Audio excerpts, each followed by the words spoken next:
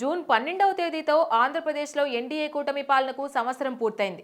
ఈ సందర్భంగా ఏడాది పాలనపై సీఎం నారా చంద్రబాబు నాయుడు ఐవీఆర్ఎస్, సీఎస్డీఎస్ పద్ధతిలో అభిప్రాయ సేకరణ జరిపారు. ఐవీఆర్ఎస్, సీఎస్డీఎస్ ద్వారా సేకరించిన అభిప్రాయాల్లో ఎక్కువ మంది ఎన్టీఆర్ భరోసా పింఛన్లపై సంతృప్తి వ్యక్తం చేశారు. పింఛన్ల పంపిణీలో అవినీతి లేదంటూ 85% మంది చెప్తే, పింఛన్లు ఇంటి దగ్గరే ఇస్తున్నారంటూ 87.8% మంది చెప్పారు. అలాగే ఉద్యోగుల ప్రవర్తన బాగుందంటూ 83.9% మంది ఐవీఆర్ఎస్ విధానం ద్వారా తమ అభిప్రాయాలు తెలిపారు.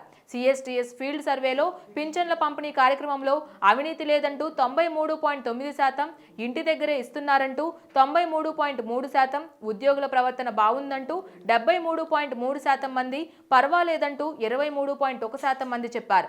ఇక అన్నా క్యాంటీన్లు పరిశుభ్రంగా ఉన్నాయని 80.5% మంది ప్రజలు సంతృప్తి వ్యక్తం చేశారు.